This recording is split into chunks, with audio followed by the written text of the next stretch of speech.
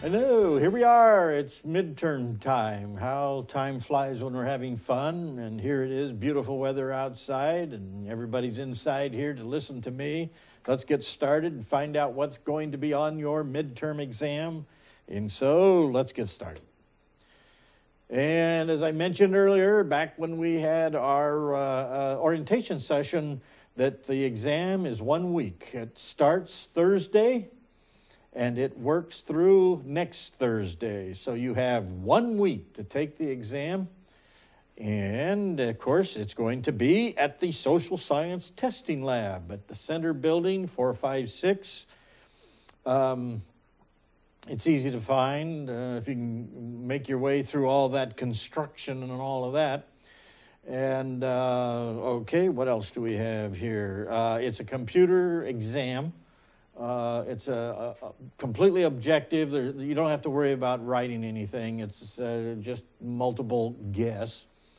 And there will be 50 questions, and everything is dealing with the first week through this week. And we'll talk about that as we move along. The good news is that you are allowed one 3x5 note card in the testing center. I don't care if it's front and back. They don't care either. But you're only allowed one card, and it has to be 3x5. It can't be anything else. They monitor the exam session, and that's their requirement. So if you're going to take a card, make sure it's a 3x5 and nothing larger and nothing else, and you can't bring 500 of them. And study guides are available on Moodle. You can download those. I put them up there on Friday. It will have all of the information that you need to know in order to pass the exam. And I want to remind you that you are responsible for your exam. You have 1 week to do it, so it is your responsibility to get it done. And I urge you to check the website, the testing lab website. It's on the syllabus as well as on the screen, to make sure that you're there during their hours of operation. As I mentioned earlier during our orientation session, that it's not going to do you any good if they close at 5 o'clock and you show up at 5 minutes to 5. So just make sure and check their hours of operation. Okay, there will be no makeup exams. So you get in there. Again, let me emphasize, you have 1 week to do it, and that's plenty of time. So get in there and get the job done. And just to remember, it's probably to your advantage to take it early. Okay, what are we going to talk about, or what's going to be on the exam? As I mentioned earlier, it is going to cover the very first week, which was the classic Hollywood style, and it goes through stuff that's going on this week, which is the romantic comedy. So let's begin. So in the beginning, we look at the movie industry. A quick overview of it. It involves three things: production, distribution, and exhibition. What that means is that the studios produce the movies, they distribute the movies to theaters that are owned by the studios, and that is called exhibition. So production, distribution, exhibition, that's the first part of the movie industry. And the second part was what they learned very quickly in the production of films, and that's the lower statement that the industry's use of genre to minimize financial risk.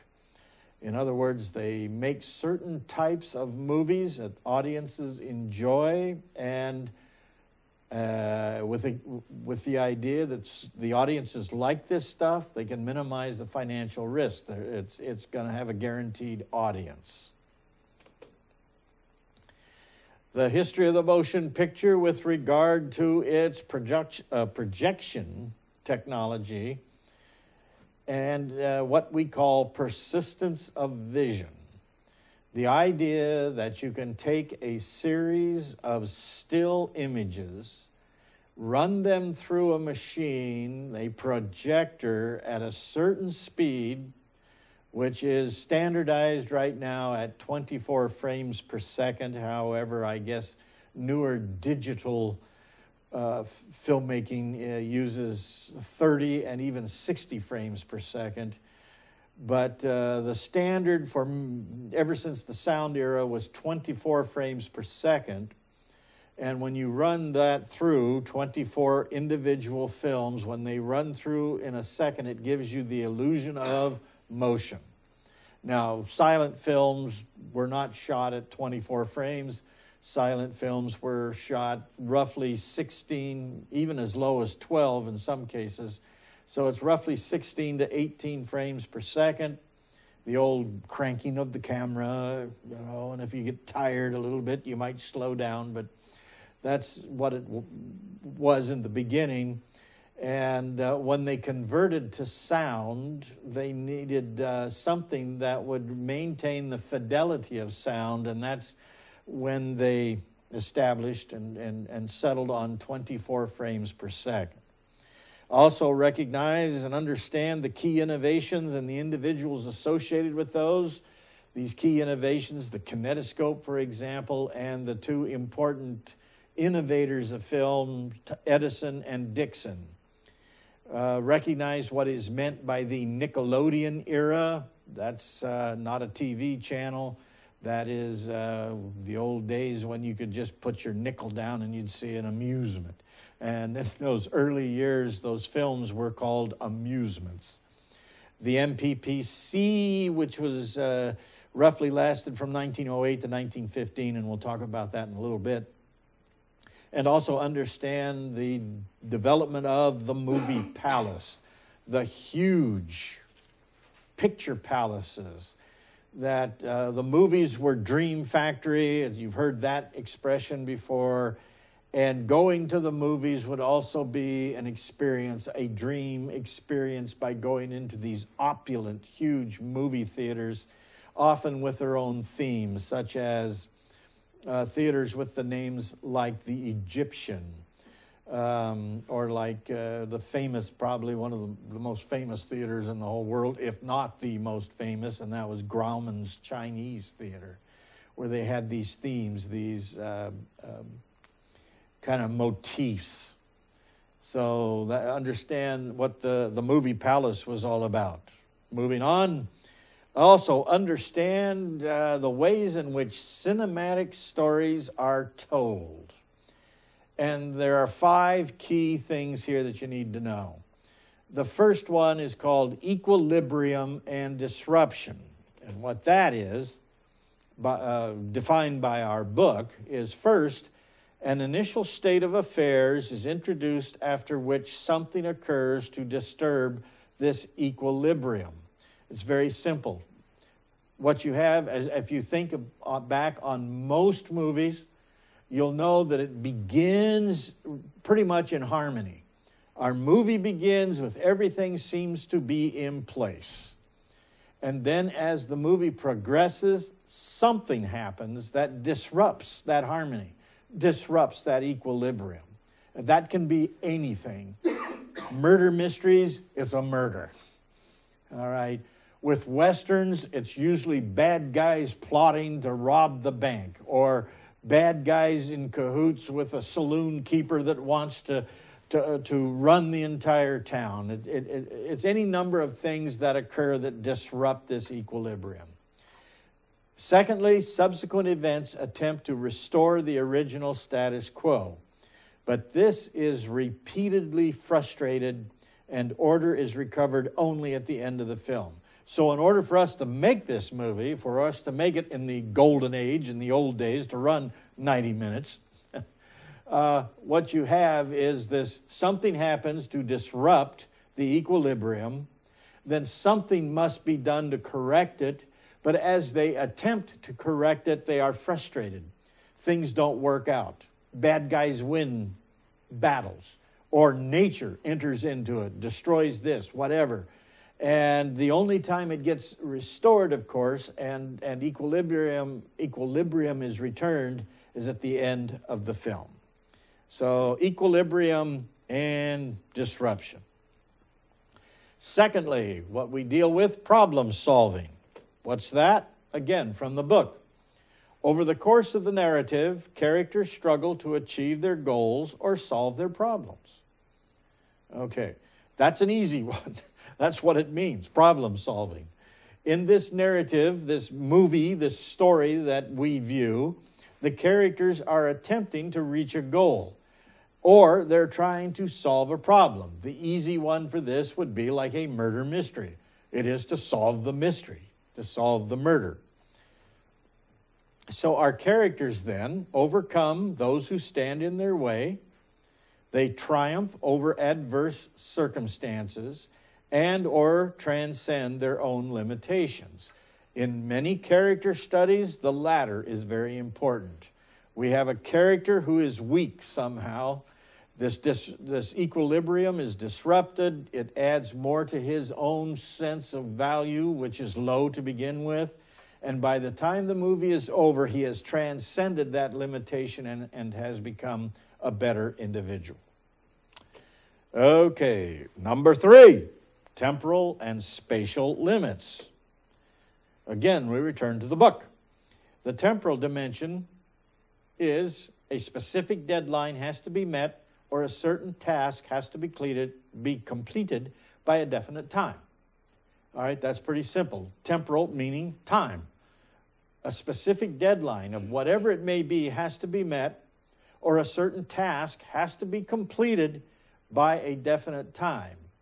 Now, for the most part, that can span weeks, months, years in the narrative.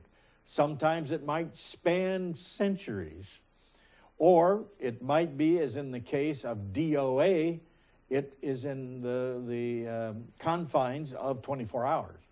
The guy has to find his murderer in 24 hours or he's gone, he's dead.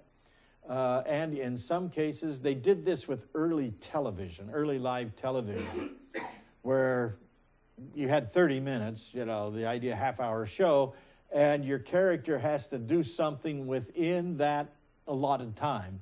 And they often would put right there on the screen, they'd have a clock that was counting down about how much time is left for this guy to overcome this problem. The spatial dimension, that's obviously dealing with space, characters moving toward precise destinations or geographical goals. I'll add to that when we return here, because our next one, number 4, is the journey. The journey. Within our narrative, this journey is also part of our spatial dimension. Characters move not only spatially, but they realize other non-spatial goals as well. Making deadlines, solving mysteries, falling in love, discovering new worlds, and coming to terms with themselves and or their fellow travelers. So in some cases, this is very literal. I think of John Ford's Stagecoach. In John Ford's film Stagecoach, they're on a journey. They are on their way to, what is that one? Is it Lordsburg? Something. What? I think it's Lordsburg.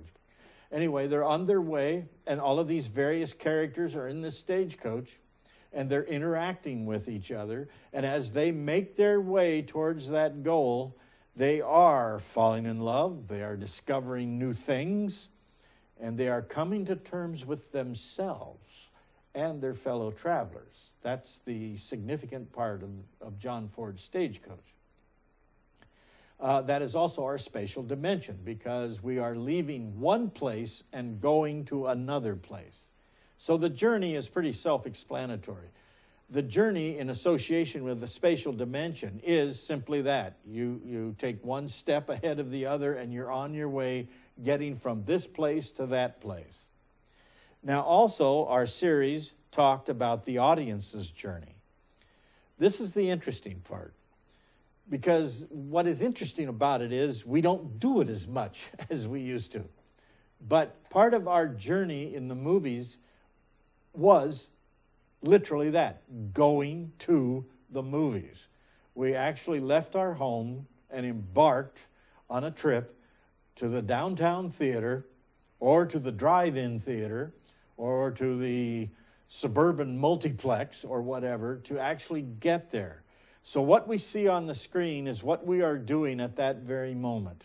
Because we also have a goal, and that is to get to the theater. We also have a goal. I mean, participating in Deadline is to get there before the movie starts.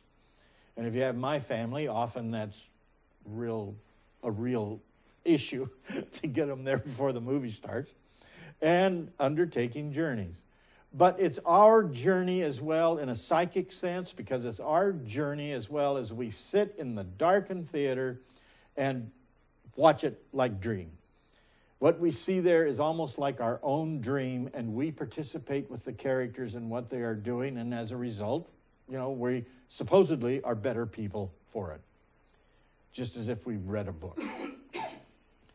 Okay, and then lastly, they make that distinction between what Aristotle, his notions about the unities that define for us a narrative, versus what happens in the movie business. So this is it. Let's start with the dramatic unities. Aristotle referred to them as action, time, and space. But most films violate those traditional unities and lend themselves to segmentation, which is a process of structural analysis that breaks the film down into its basic narrative units. And we can do that because we actually see how it is broken down. If we were to diagram a movie, just simply laying a strip on a piece of paper and, making two lines, instead of making a musical staff, you could just put a top line and a bottom line. And as you would go along with that film, you would put perpendicular lines along that way on segments of that movie. In the old days, it was real easy to see because often what you would see is there would be a dissolve, or you'd have a fade from one scene to the next. That would indicate that there is a passage of time here or a passage of space. Today, we jump cut. So today, your perpendicular thing would be almost like periods rather than at the end of paragraphs. But these lines, and you would see it, and this whole movie would be segmented, and that's what that's all about. And even when we think about movies like this, and if you're into production of movies, you know that they are produced as segments. We know that each scene is photographed.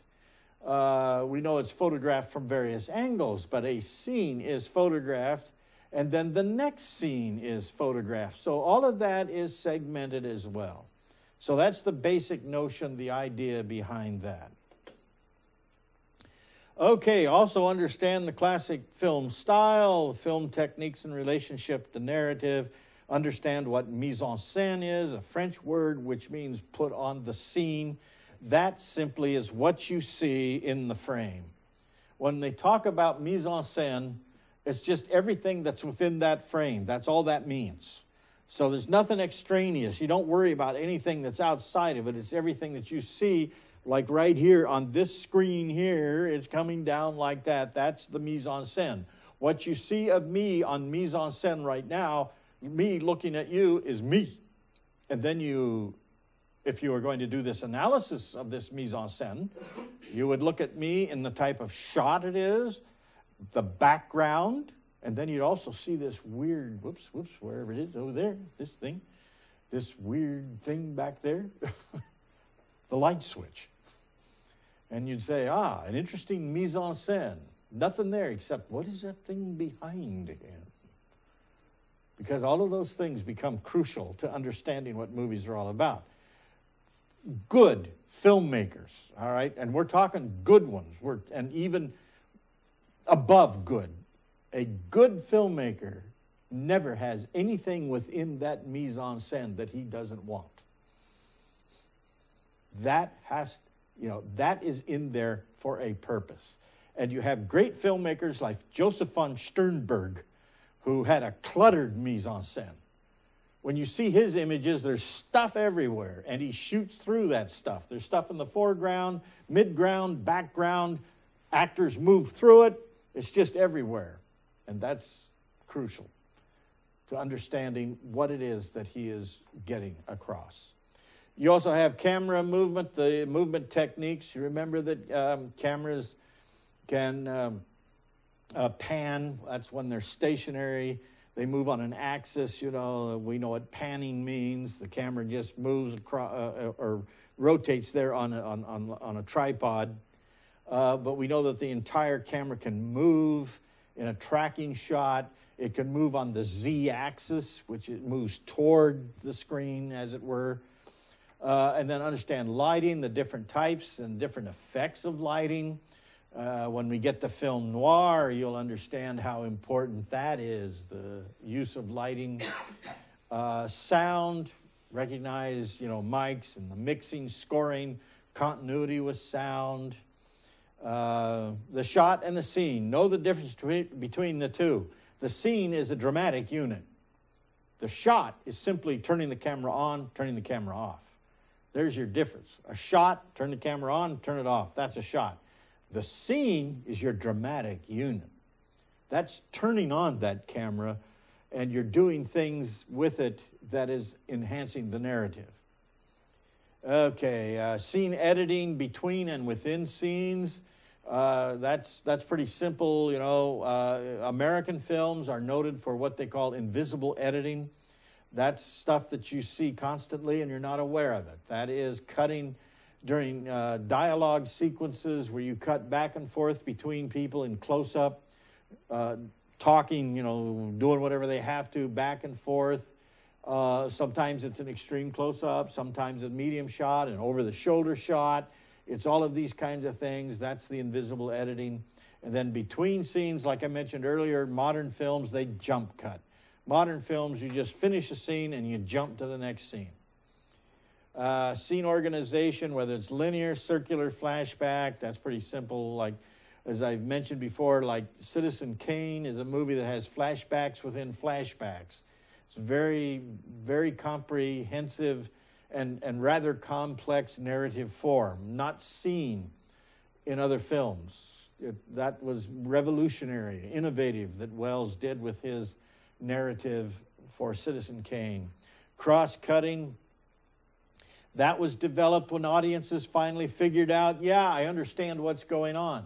If I have, the woman on the railroad track and I see a train coming and I cut from that woman lying there on the railroad track, the villains tied her up, and I cut to this train coming down the tracks, in my mind what I see is those things are happening simultaneously.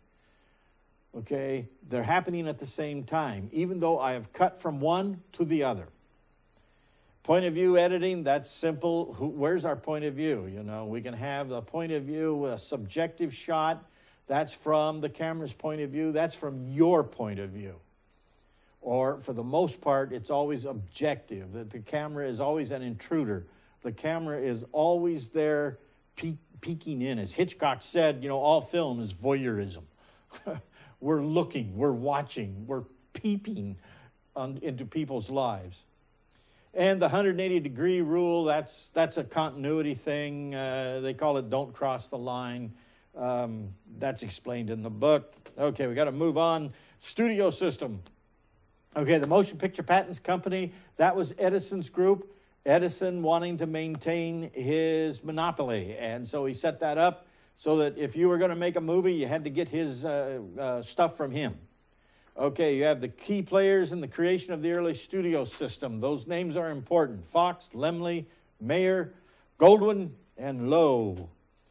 We also have strategies of control. It's an oligopoly. It's vertical integration. That's production, distribution, and exhibition.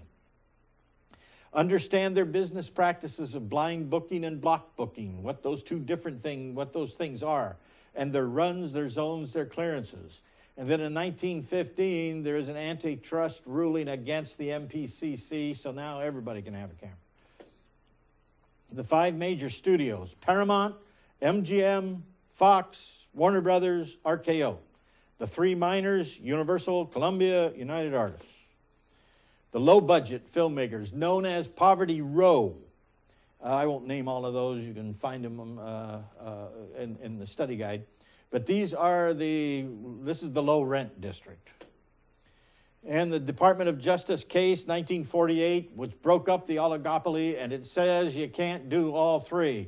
You got to give up one of them, and the Hollywood studios gave up theaters. Average cost of film production is phenomenal.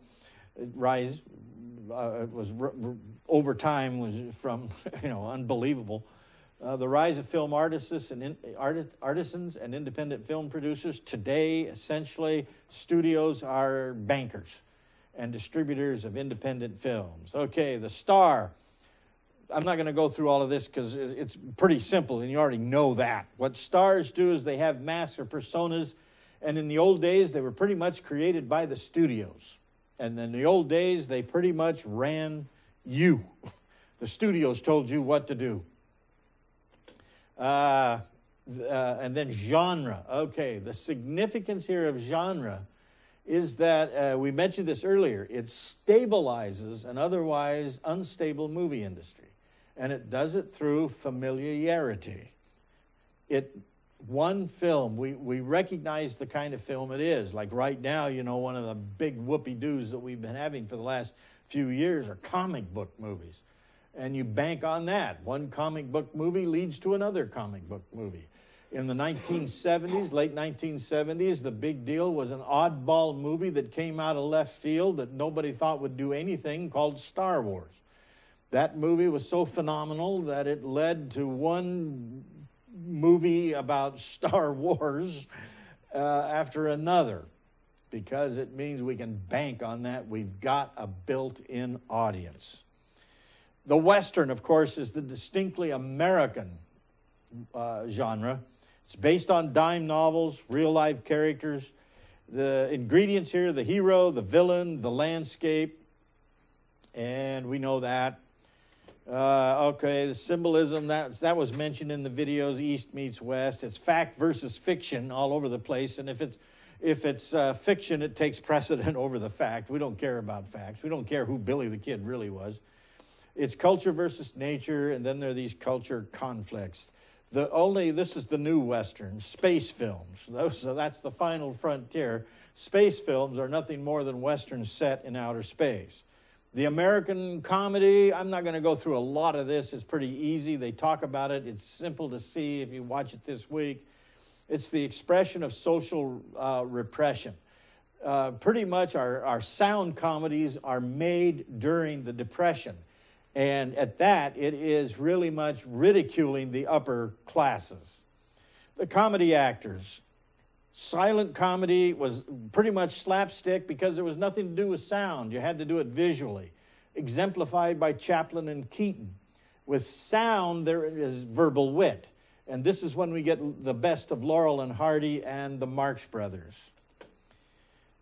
Then we move into the screwball comedies, the romantic one, which is a hybrid of romantic and the slapstick. And then I'm not going to go through all of those, but that's what follows pretty much. So we've reached the end of it. So if you are confused, bewildered, rattled, depressed, and desperate, I mentioned that earlier, and nobody seemed to be because nobody talked to me. But if you are this time around, stop by and see me or send an email. Remember, the study guide is on Moodle right now, and you can download that study guide. It's there on the web. And no makeup exams. You're responsible for it, and that's it. The end. I hear the music. We made it. Good luck. See you around. Bye.